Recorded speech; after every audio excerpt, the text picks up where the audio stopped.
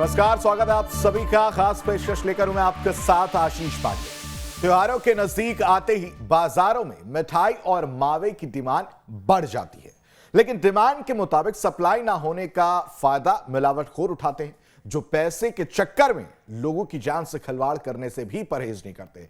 तो आज हम अपने इस प्रोग्राम में आपको बताएंगे कि आखिर मिलावटी मावे की पहचान कैसे की जाए और मिलावटी मावा खाने से हमारे शरीर को क्या नुकसान होता है। लेकिन उससे पहले रिपोर्ट देखते हैं। होली का त्योहार नजदीक आ गया है। ऐसे में बाजार में मावा की डिमांड भी बढ़ गई है, लेकिन डिमांड के मुताबिक आपूर्ति न होने से मिलावटखोर इसका फायदा उठा रहे हैं और मिलावटी मावा तैयार कर लोगों की सेहत से खिलवाड़ कर रहे हैं। तो अगर आप भी मावा खरीदने जा रहे हैं तो सावधान हो जाइए। कहीं ऐसा न हो कि आप नकली मावा से बनी गुजिया खाकर पूरे त्योहार को ही बेरंग कर बैठें। लिहाजा जहां से भी मावा खरीद रहे हैं वहां पर थोड़ी बहुत जांच परखने के बाद आप तुरंत ये पहचान कर सकते हैं कि मावा असली है या फिर नकली। मसलन मावा खरीदने से पहले थोड़ा मावा अपने अंगूठे के नाखून पर रगड़ कर देखें। अगर मावा असली होगा तो उसमें घी की महक आएगी। मावे को हथेली में लेकर उसकी गोली बनाएं। अगर ये फटने लगे तो समझिए मावा नकली है। 2 ग्राम मावा 5 मिलीलीटर गर्म पानी में घोलें। ठंडा होने पर मावा में आयोडीन डालें। अगर मावा नकली होगा तो इसका रंग नीला हो जाएगा। अगर मिलावटी मावे को बनाने के तरीके की बात करें तो इसके लिए स्टार्च, आयोडीन, आलू का इस्तेमाल होता है। मिल्क पाउडर में वनस्पति घी मिलाकर मावा तैयार करते हैं। मिलावटी मावे में शकरकंद, सिंगाड़े का आटा, मैदा मिलाते हैं। दूध में यूरिया, डिटर्जेंट पाउडर, घटिया क्वालिटी का वनस्पति घी मिलाते हैं। सिंथेटिक दूध से भी मावा बनाया जाता है। सिंथेटिक दूध बनाने के लिए वॉशिंग पाउडर, रिफाइंड तेल, पानी मिलाते हैं। 1 लीटर दूध से 20 लीटर सिंथेटिक दूध तैयार किया जाता है। फिर इसी दूध से मावा तैयार होता है।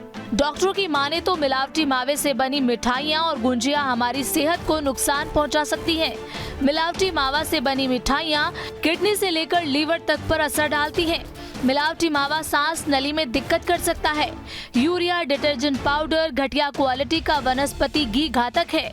मिलावटी मावे से पेट संबंधी बीमारियां होने का खतरा बढ़ जाता है। मिलावट से आंतों में संक्रमण हो सकता है। वैसे तो ज्यादा मिठाई खाना सेहत के लिए ठीक नहीं होता, लेकिन होली का रंग मिठाइयों के बिना बेरंग है और यही वजह है कि त्योहारों पर मिलावटखोर पैसों के चक्कर में लोगों की सेहत से खिलवाड़ करते हैं। तो अगली बार मावा खरीदते समय इन बातों का ध्यान रखें, नहीं तो मिलावटी मावा आपकी होली खराब कर सकता है। Team news state. तो मिलावट से किस तरह से परेशानी हो रही है, लोगों को किस तरह की दिक्कतों का सामना करना पड़ सकता है, जो पैसे के चक्कर में, उन पर भी सवाल है कि पैसे के चक्कर में आखिर जान के साथ खिलवाड़ करने से भी वो लोग परहेज नहीं करते हैं। आपको बताएं कि मिलावटी मावा कैसे बनता है। स्टार्च, आयोडीन और आलू का इस्तेमाल होता है। मिल्क पाउडर में वनस्पति घी मिलाकर मावा तैयार करते हैं। मिलावटी मावे में शकरकंद, सिंघाड़े का आटा, मैदा मिलाते हैं। ये मिलावटी मावा कैसे बनता है हम आपको बता रहे। दूध में यूरिया, डिटर्जेंट पाउडर, घटिया क्वालिटी के सामान इस्तेमाल करते हैं। आप समझिए कि इससे ही कितना जान का जोखिम होता है। और ये इस तरह की तस्वीर, इस तरह की खबर अमूमन सबसे ज्यादा उस समय देखने को मिलती है जब कोई पर्व हो, कोई त्योहार हो। और अभी जिस तरह से मार्च में 18 को होली है और उससे पहले मिलावट की खबरें सामने आ रही है। मिलावटी मावा की खबर सामने आ रही है। जान के साथ जान जोखिम में है, लेकिन किसी भी सवाल और इसी मुद्दे पर हमारे साथ बातचीत करने के लिए doctor S Jadaun, retired CMHO हमारे साथ जुड़ चुके हैं। उनका ही रुख करते हैं। सर, मिलावटी मावा हम बता रहे हैं कि अभी जिस तरह से त्योहार सामने आ रहा है, उससे पहले मिलावटी मावा की खबरें भी सामने आ रही हैं।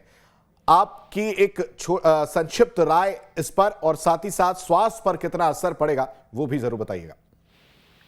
देखिए, ये जैसे जैसे त्योहार आते हैं, दिवाली या होली या दूसरा कोई त्योहार सामने आता है, तो मावा और इस तरह के दूध के प्रोडक्ट की जो खपत है ना, वो ज्यादा हो जाती है। और ऐसे समय जब मिलावटखोर है ना, वो तरह तरह से उसमें कुछ चीजें मिला के और नकली दूध बनाते हैं और नकली मावा बनाते हैं।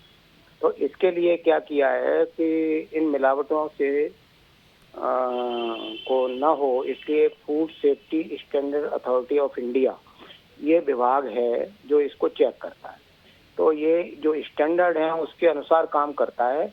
और इसके वर्तमान में जैसे ग्वालियर है, मुख्य चिकित्सा एवं स्वास्थ्य अधिकारी रहते हैं, इसके अभिहित अधिकारी होते हैं, तो वो अपनी टीम के द्वारा और फूड सेफ्टी स्टैंडर्ड अथॉरिटी के जो फूड सेफ्टी ऑफिसर होते हैं उनके द्वारा सैंपल लिए जाते हैं जगह जगह पे, और उस सैंपल को जगह जगह पे, और उस सैंपल को जहाँ भी लैब है, जैसे अभी मध्य प्रदेश में ये ग्वालियर में खुलने वाली है और अभी भोपाल में है, तो वहाँ भेजते हैं और उस मानक के अनुसार वो चीज़ नहीं पाई जाती तो उस पर फिर फूड सेफ्टी विभाग।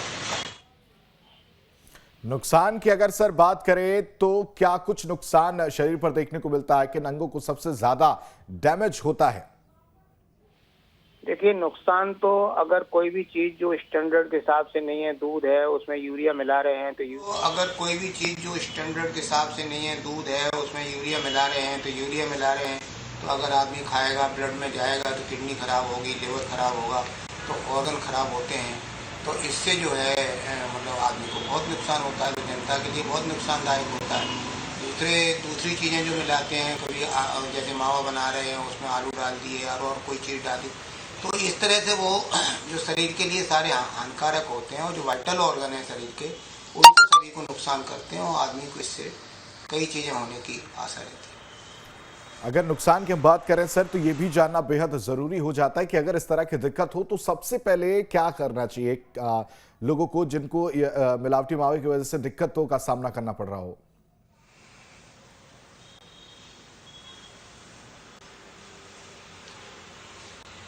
पहले तो मिलावटी मावा को तो जैसे अधिकतर लोगों को ये चाहिए कि वो घर पे ही अपना दूध जो लेते हैं उससे जितना लेकर के उससे दूध से थोड़ा सा मावा बना लें और इस तरह की चीज़ों का सेवन कम करें। लेकिन समस्या ये है कि जो मावा से ही सारी मिठाई बनती है और मिठाई की दुकानों पे जितनी चीज़ें होती है वो मावा वहीं से खरीदते हैं, वो तो खुद बनाते नहीं हैं। तो इसमें तो ज़्यादा जैसे सख्ती जो विभाग है उसे जगह जगह जाके मावा के सैंपल लेना चाहिए, जिससे कि वो मिलावट करेंगे ही नहीं, क्योंकि उनको एकदम दुकान बंद होने का और 6 साल की सज़ा होने की उसमें प्रावधान है मिलावट में।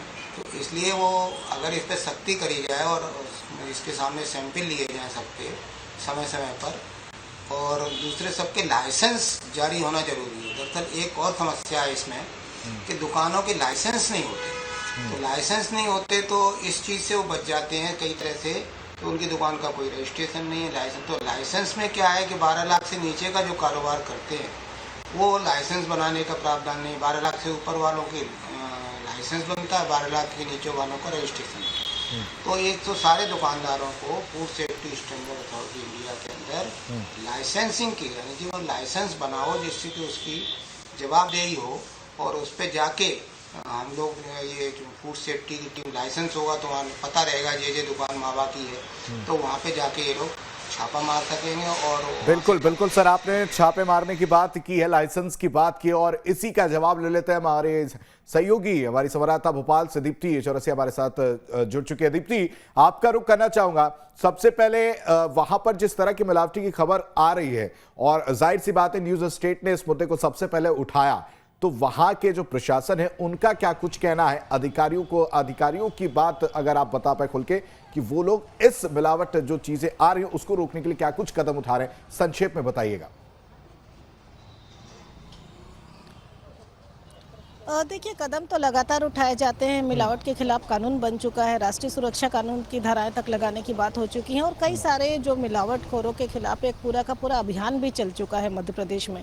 कमलनाथ सरकार में भी चला और इस वक्त की मौजूदा शिवराज सरकार में भी ये अभियान चला है। लेकिन सबसे बड़ी दिक्कत है कि जो पूरी कैंपेनिंग होती है वो थोड़े समय के लिए होती है, उसके बाद लोग भी भूल जाते हैं, और साथ ही वो लोग भी भूल जाते हैं जो मिलावट करते हैं, उनका भय भी कहीं ना कहीं खत्म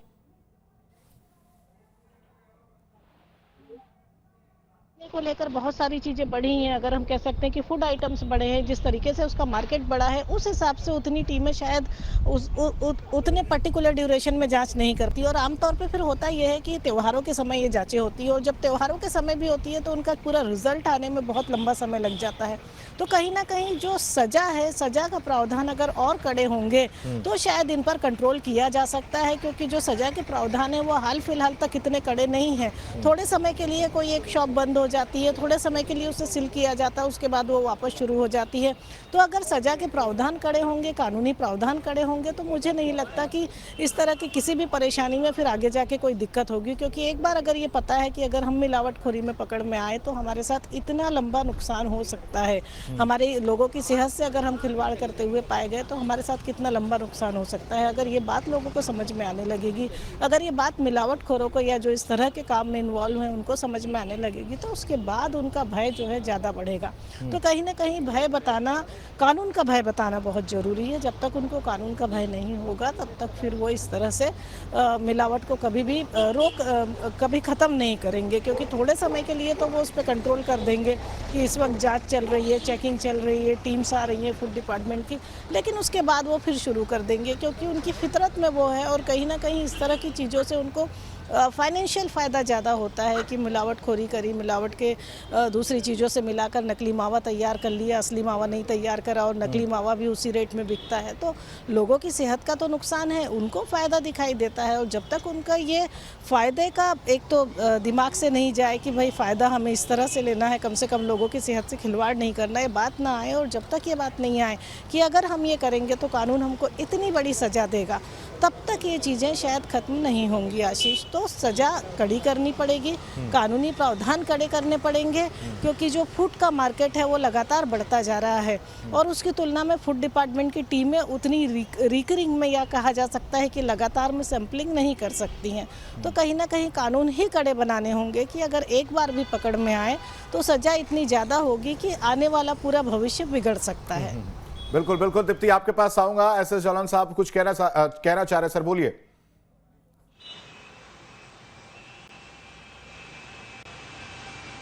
मैं ये कहना चाह रहा हूँ कि जैसे मैडम ने कहा कि सजा का प्रावधान होना चाहिए, तो सजा का प्रावधान तो इसमें है।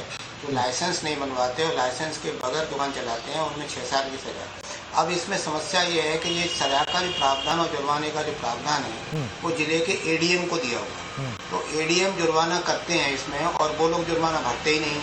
अच्छा, वो बदमाशी करके पैसा ज़्यादा कमा लेते हैं और जुर्माना होता है कम, भरना भी पड़ा तो भर देते हैं। तो उनको जो मैडम ने जैसे कहा कि सजा होनी चाहिए, मतलब उसको कारागार में जाना चाहिए, तो कारागार में जो लाइसेंस नहीं बनवाया है और अगर धंधा कर रहे हैं तो 6 साल के कारागार का प्रावधान है।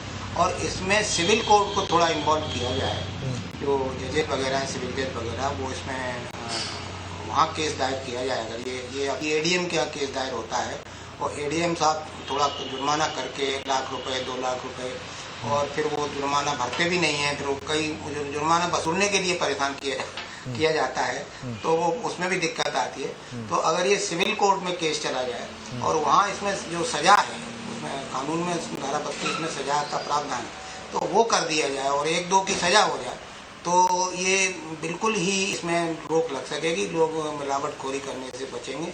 दूसरी बात ये क्या है कि केवल दूध और मावा में मिलावटखोरी नहीं होती, और ये कानून जो है, जो food safety authority of India का है कि मुंह में जो भी चीज़ जाती है उसकी लाइसेंसिंग होना चाहिए। मतलब अगर आप पानी पीते हो तो उसके लिए भी लाइसेंस लेना, अगर आप शराब पीते हो तो उसको भी लाइसेंस लेना।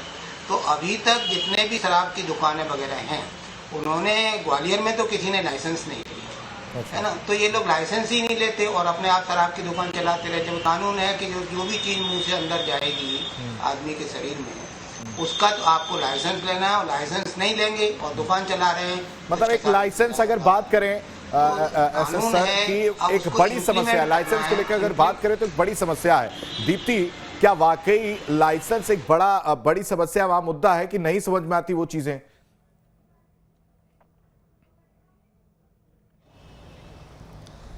देखिए, बहुत सारी चीज़ें हैं। लाइसेंस तो एक मुद्दा है, लेकिन लाइसेंस अगर कैंसिल कर दें उसके बाद भी अगर कोई इलीगल तरीके से काम कर रहा है तो फिर वो लगातार करता रहता है, जहाँ तक मेरा मानना है।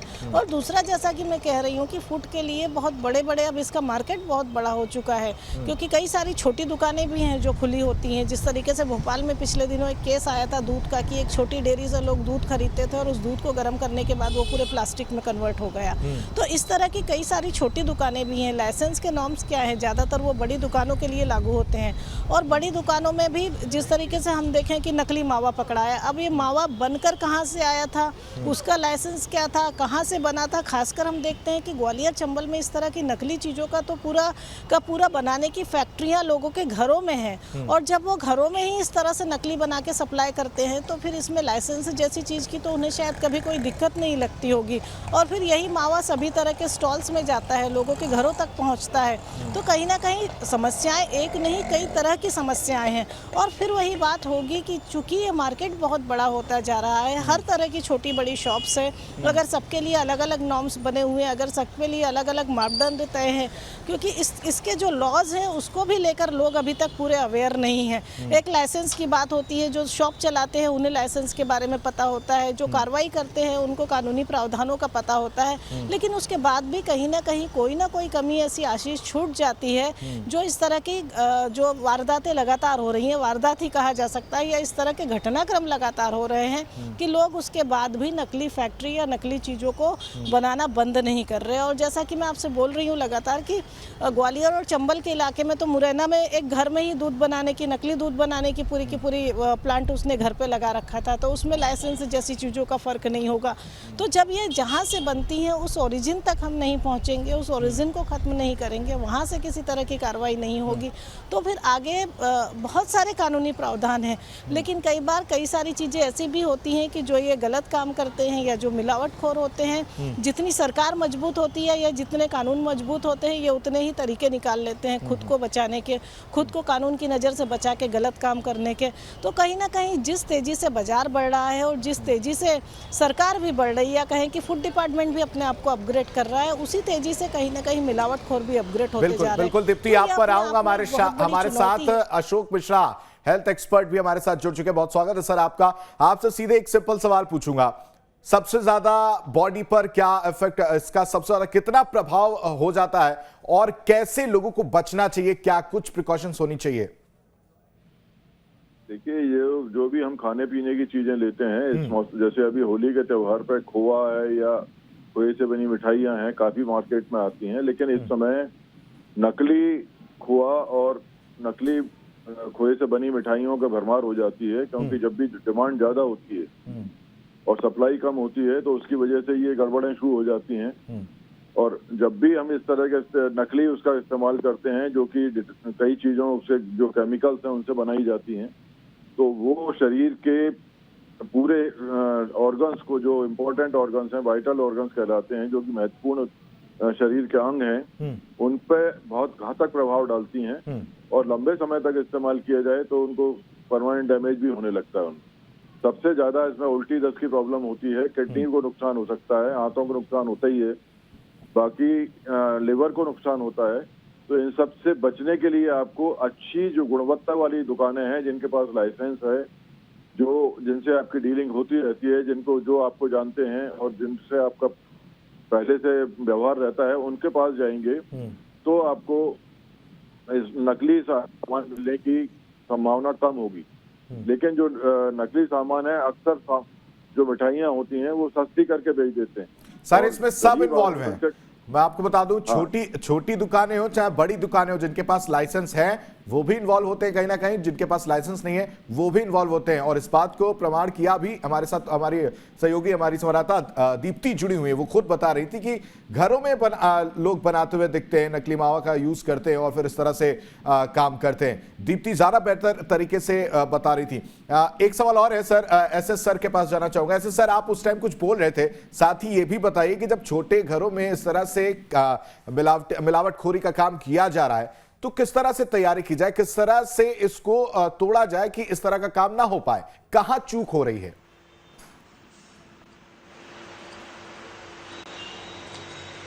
देखिए, ये तो बहुत मुश्किल काम है, इसमें क्या है कि फूड सेफ्टी ऑफिसर जो है 5 हैं जिले। तो अब जैसे जब मैं CMHO था तो मैंने एक एक तहसील एक एक को बांटी और एक शहर के लिए रखा, और शहर के भाग भी एक एक बांटी। तो वो इतने सफिशिएंट नहीं है कि वो गांव जाके, जैसे मावा जो होली के समय पे या दिवाली के समय पे एक गांव में कम से कम 2-3 घर में जो मावा का धंधा करते हैं, वहाँ से डलिया बनवा के लाते हैं और डलिया आके यहाँ ग्वालियर में शहर में बेचते हैं। और तो वो वहीं मिलावट करते हैं गांव में। तो एक फूड सेफ्टी ऑफिसर एक तहसील के अंदर वो जगह जगह नहीं जा सकता। फिर उसको फूड सेफ्टी ऑफिसर अकेला चला भी गया तो उसको पीट के ठीक कर देंगे उसे। तो ये इसके लिए पुलिस प्रशासन की बहुत मदद की जरूरत पड़ेगी अगर इसको ठीक करना है वास्तव में, कि फूड सेफ्टी ऑफिसर जा रहा है उसके साथ तो सर पुलिस प्रशासन क्या होली के पहले ही मदद करती है क्या? उससे पहले अगर जो आप कमियां बता रहे हैं कि ये दिक्कतें होती हैं तो ये अमूमन होली के टाइम ही पुलिस प्रशासन की याद आती है, उससे पहले भी तो याद आ सकती थी। क्यों नहीं इस तरह का कदम अख्तियार किया जाता है कि पहले से स्टेप लिया जाए और इस तरह से इस चीज को रोका जाए?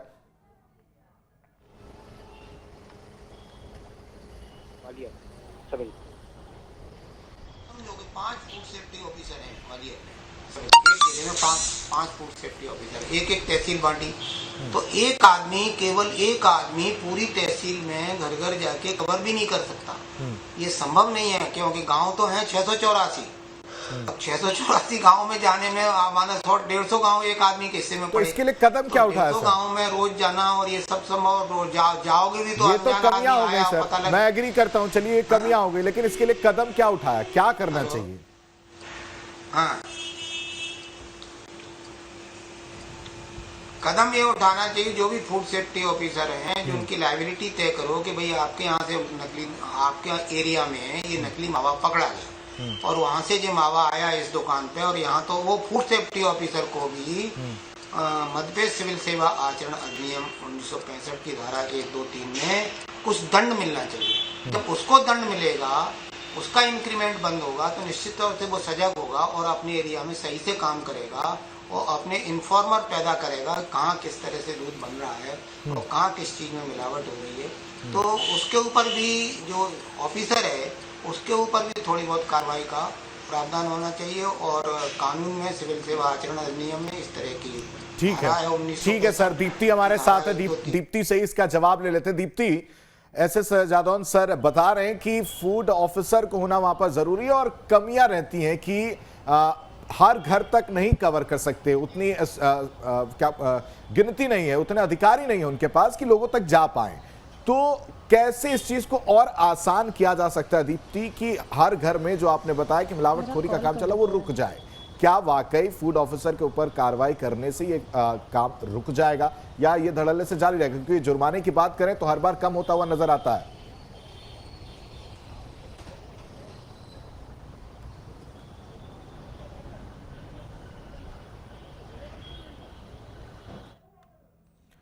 चलिए दीप्ति से हम जुड़ने की कोशिश करेंगे। हमारे साथ अशोक मिश्रा सर भी हमारे साथ मौजूद हैं। अशोक जी, आपके पास आना चाहूंगा। आप हेल्थ रिलेटेड बात बता रहे थे कि ऑर्गन्स पर ज्यादा इफेक्ट पड़ता है, तो उस टाइम सबसे पहले आदमी को क्या करना चाहिए? डॉक्टर के पास जाएं, और लेकिन क्या वो हालत रहती है जाने की, अगर मान लीजिए कोई उसके साथ नहीं तब वो क्या करे? देखिए, डॉक्टर की सलाह तो लेनी ही पड़ेगी। नहीं, अगर वो अकेले है तो क्या ऐसा कोई है जिससे वो अपने आप को खुद से ट्रीट कर सके तुरंत के लिए? त्वरित ट्रीटमेंट की बात कर रहा हूं सर। इसमें यूजुअली जो होता है, अक्सर जो होता है, वो उल्टी दस्त की सब शुरुआत होती है। पेट में दर्द होगा, उल्टी दस्त होंगे, तो उसके लिए डिहाइड्रेशन ना हो, उससे बचना जरूरी है। तो ORS का इस्तेमाल कर सकते हैं या नींबू पानी शक्कर का इस्तेमाल कर सकते हैं। सबसे जरूरी चीज ये है कि जो जड़ है उस पर प्रहार करना जरूरी है। जो आप अभी मैं सुन रहा था आपका कि किस तरह से रोका जाए, रोकना बहुत जरूरी है। इसको आप मजिस्ट्रियल पावर कई शहरों में दे दिए जाते हैं, जैसे नायब तहसीलदार है या तहसीलदार हैं या जो SDM है। केवल फूड इंस्पेक्टर का काम तो ये है, लेकिन उसके साथ में ये अमला भी काम कर सकता है, पुलिस के लोग भी इसमें काम शामिल हो सकते हैं। क्योंकि ये कोई भी काम जब समाज को नुकसान पहुंचाता है, कहीं भी कोई भी व्यक्ति या उसका कार्य, तो लॉ एंड ऑर्डर की स्थिति बनती है, उसमें दूसरे लोगों को शामिल किया जा सकता है। और मुझे याद है ग्वालियर में एक कलेक्टर महोदय थे, उन्होंने घी के मिलावट के लोगों पर इतनी सख्त कार्रवाई की थी कि एनएसए तमाम एकदम मिलावट बंद हो गई। ठीक है सर, ठीक है सर, ठीक है, समझ गया। मतलब कहीं ना कहीं लापरवाही जिस तरह से ऑफिशियल साइट से भी देखने को मिलती है, और कहीं ना कहीं ये जागरूक होने की भी जरूरत है कि जिंदगी बहुत कीमती है। तमाम मेहमान हमारे साथ जुड़े थे, doctor Ashok Mishra health expert हमारे साथ जुड़े थे। हमारे साथ जुड़ने के लिए आपका बेहद शुक्रिया। एसएस जादौन साहब हमारे साथ जुड़े थे, आपका भी शुक्रिया। दीप्ति भी हमारे साथ जुड़ी थी, दीप्ति का भी बेहद शुक्रिया। और जिस तरह से त्योहार पास आता है और इस तरह की तस्वीर और इस तरह की खबर देखने को मिलती है।